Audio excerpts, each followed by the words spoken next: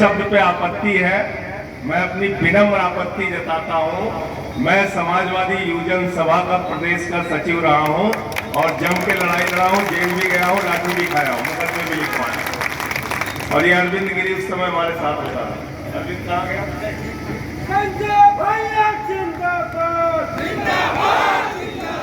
और नेताजी अब इस दुनिया में तो वो हिसाब लेते थे, युवजन सभा वाले कितने लाठी खाए, लोहिया वाले कितने खाए, मुलायम सिंह यूथ ब्रिगेड वाले कितने खाए, समाजवादी पार्टी के जिला अध्यक्ष ने क्या किया, विधानसभा के अध्यक्ष ने क्या किया, कहां रास्ता रोका गया, कहां आंदोलन किया गया। हम लोग आंदोलन के कोख से पैदा हुए हैं, किसी मोदी और किसी सरकार की तानाशाही से डरते नहीं। मुझे 6 महीने तक जेल में रखा मोदी जी की सरकार ने, और गुनाह सिर्फ एक था कि इनसे आंख से आंख में मिला के बात करता था। और मैंने संसद के अंदर नारा लगाया था, मोदी अडानी भाई भाई, देश बेच के खाई मलाई। पूरा देश बेच रहे हो। अभी रोजगार का जिक्र कर रहे थे राजीव राज जी, कहां रोजगार बचा आपका? प्रधानमंत्री जी ने आपको गारंटी दी थी 2 करोड़ नौकरी हर साल देंगे नौजवानों, हमको वोट दे दो। 20 करोड़ नौकरी मिलनी थी 10 साल में, 80 करोड़ लोगों को 5 किलो राशन की लाइन में खड़ा कर दिया।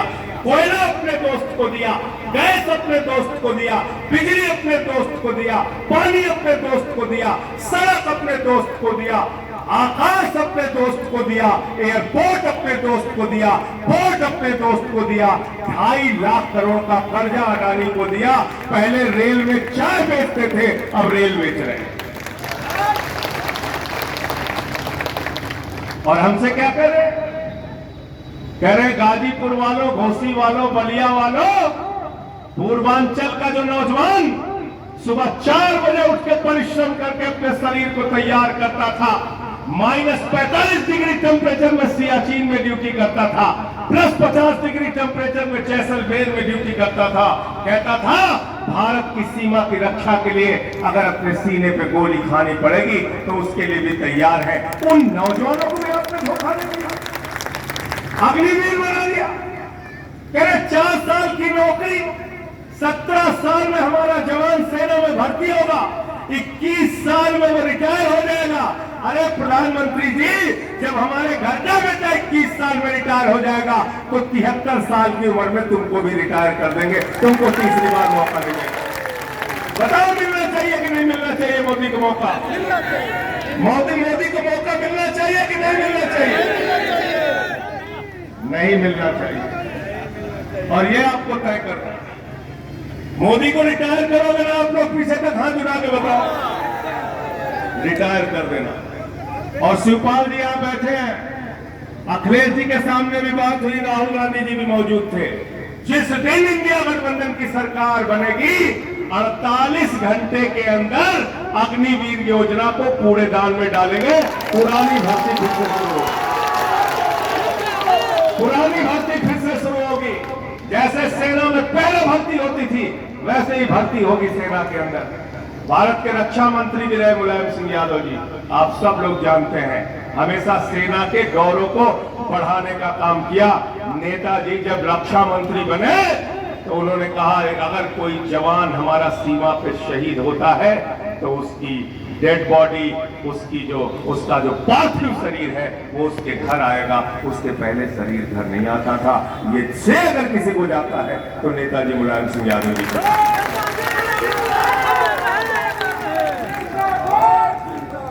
मैं हाथ जोड़कर आपसे प्रार्थना करने के लिए आया हूं। मुझे कल से पंजाब में रहना है, इसके पहले महाराष्ट्र गया और दूसरे राज्यों में गया, दिल्ली में लगा रहा। राजीव भाई से हमारा भाइयों जैसा संबंध है, राजनीति का संबंध पीछे। और मैं इसलिए कल से इनको खुद से फोन किया, मैंने कहा मैं आपकी सभा में आना चाहता हूं। हाथ जोड़कर विनती और प्रार्थना करने इसलिए आया हूं कि साथियों और दोस्तों, ये इस देश का अंतिम चुनाव है। अगर गलती से नरेंद्र मोदी चुनाव जीत गए तो इसके बाद इस देश के अंदर चुनाव नहीं होगा। याद रखना, पुतिन और किम जोंग का मॉडल इस देश के अंदर लागू होगा। ये चुनाव बाबा साहब डॉक्टर भीमराव अंबेडकर जी के संविधान को बचाने का चुनाव है। ये चुनाव दलितों को, पिछड़ों को, आदिवासियों को मिलने वाले आरक्षण को बचाने का चुनाव है। ये चुनाव भारत के अंदर चुनाव और अपने वोट की ताकत को बचाने का चुनाव है। इस बार अपना वोट बचाने के लिए वोट देना, ये कहने के लिए आया हूं। आपने देखा सूरत के अंदर बगैर चुनाव के बीजेपी का कैंडिडेट जीत गया। इंदौर के अंदर कांग्रेस के कैंडिडेट का अपहरण कर लिया गया। अरुणाचल प्रदेश में 10 विधायक भारतीय जनता पार्टी के बिना चुनाव के जीत गए। चंडीगढ़ में जीता था मेयर इंडिया गठबंधन का, जिता दिया बीजेपी वालों का। मैं तो कहता हूं, मैंने सोना चोर सुना था, कार चोर सुना था, बाइक चोर सुना था। नरेंद्र मोदी और उनका गैंग पार्टी चोर है, पार्टी चोर, पार्टी चुरा लेते। उद्धव ठाकरे की तीर कमान चुरा ली, शरद पवार की घड़ी चुरा दी। आए थे दिल्ली में हमारी झाड़ू चुराने, हमारे लोगों ने मार झाड़ू मार झाड़ू मार झाड़ू उनको वापस कर दिया। हमारे पार्टी के सबसे बड़े नेता, हमारे मुखिया अरविंद केजरीवाल को जेल में डाल दिया। 23 दिन तक उनको इंसुलिन नहीं दी। क्या गुनाह अरविंद केजरीवाल का? ये कि दिल्ली के लोगों के लिए शिक्षा का इंतजाम करते, ये कि बिजली और पानी फ्री देते, ये कि बुजुर्गों को तीर्थ यात्रा कराते, ये कि माताओं बहनों के लिए बस की फ्री यात्रा करते, ये अरविंद केजरीवाल का गुनाह है। उनको आपने पकड़ के जेल में डाल दिया। अखिलेश यादव को आप सीबीआई का नोटिस डालते हैं, मनीष सिसोदिया को जेल में डाल दिया, सत्येंद्र जैन को जेल में डाल दिया, संजय सिंह को पकड़ के 6 महीने जेल में डाल दिया, तेजस्वी यादव को नोटिस, लालू यादव को नोटिस, वेस्ट बंगाल के सारे मंत्रियों को नोटिस, ममता बनर्जी के भतीजे को नोटिस, संजय रावत को जेल, सबको पकड़ पकड़ के जेल में डाल रहे हो। राजीव राय के घर पे इनकम टैक्स का छापा मारा, ईडी का छापा मारा। इनसे सवाल पूछते थे कि अपनी पत्नी को 2000 रुपए क्यों दिए? अरे जिसके पत्नी होगी वही 2000 रुपए अपनी पत्नी को देगा। भाई मोदी जी, आपको पत्नी का सम्मान नहीं पता, मैं आपकी जगह बोलेगा। आपको नहीं पता पत्नी का सम्मान, आपको नहीं पता पति और पत्नी के रिश्तों के बारे में। आप तो ऐसी ऐसी भाषा का इस्तेमाल कर रहे हैं। हर चरण के बाद भारतीय जनता पार्टी का वोट गिर रहा है और हर चरण के बाद प्रधानमंत्री की भाषा गिर रही है, लगातार गिरती जा रही है। क्या बोला बिहार में? हमारे बिहार की महिलाओं का अपमान किया प्रधानमंत्री जी ने। कल उन्होंने एक भाषण दिया, कहते हैं लालटेन लेकर मुजरा करने वाली जमात। ये भारत का प्रधानमंत्री बोल रहा है साथियों, दोस्तों। लालटेन लेकर मुजरा करने वाली जमात। अरे आरजेडी के अंदर जो हमारी महिला कार्यकर्ता है वो लालटेन लेकर चलती है, अपने पार्टी का सिंबल स्वाभिमान और सम्मान के लेकर चलती है। उनको मुजरा करने वाली अगर तुम कह रहे हो प्रधानमंत्री जी, तो मैं कहना चाहता हूं आपकी हिम्मत नहीं होनी चाहिए बिहार की महिलाओं का अपमान करने का। और बिहार की महिलाएं, बिहार के नौजवान, बिहार के बुजुर्ग, पूरे बिहारी, पूरे पूर्वांचल के लोग इस अपमान का बदला लेंगे। प्रधानमंत्री जी, आपकी भाषा तो ऐसी है, मैं तो कहना चाहता हूं, कभी आप 50 करोड़ की गर्लफ्रेंड बोलते हो, कभी आप कांग्रेस की विधवा बोलते हो, कभी आप जर्सी गाय बोलते हो, कभी केजरीवाल को बदनसीब और नक्सलवादी बोलते हो, कभी उद्धव ठाकरे को नकली संतान बोलते हो, कभी शरद पवार को भटकती आत्मा बोलते हो। प्रधानमंत्री जी, मैं तो आपको कहना चाहता हूं, ये जो भाषा है, ये भाषा एक साक्षात व्यक्ति की भाषा है, प्रधानमंत्री की भाषा नहीं है, प्रधानमंत्री की भाषा नहीं है। और आज इसलिए लोग बौखलाए हुए हैं कि हमने इनकी असलियत खोल दी। आरएसएस और बीजेपी हमेशा से बाबा साहब के संविधान के खिलाफ रहे हैं। आरएसएस और बीजेपी हमेशा से आरक्षण व्यवस्था के खिलाफ रहे हैं। इसलिए साथियों और दोस्तों, इस बार अपने आप को बचाने के लिए और चुनाव को बचाने के लिए वोट देना। यहां पर पिछले चुनाव में समाजवादियों के भरोसे जो जीते थे, समाजवादी पार्टी के कार्यकर्ताओं ने जिनके लिए प्रचार किया था, वो मंत्री जी अपने बेटे को लेके आ गए, बीच में चले गए भाजपा की गोदी में मंत्री जी बन गए और मंत्री जी बन के अपने बेटे को लड़ाने के लिए आ गए चुनाव में।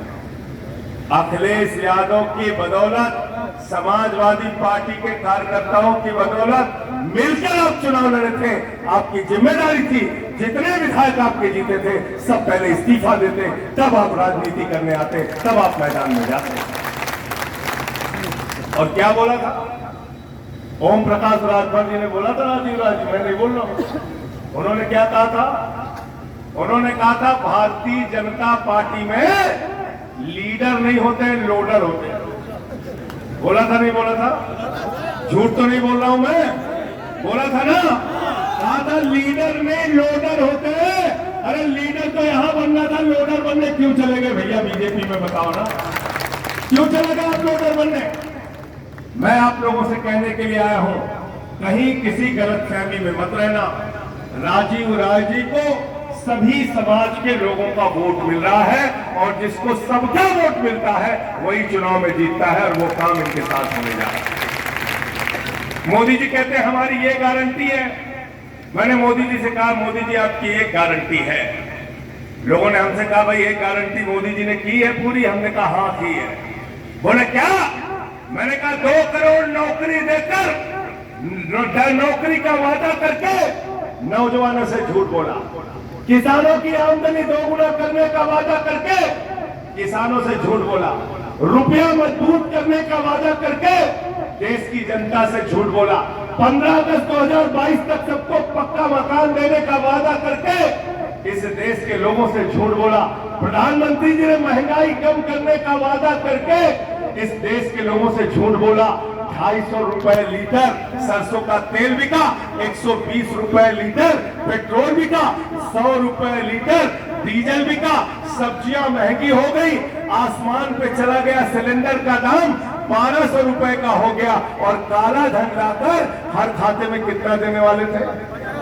जोर से बोलिए। सबको याद है, कोई भूला नहीं है। राजीव भाई यहां भी किसी का 15 लाख नहीं है, 15 पैसे नहीं है।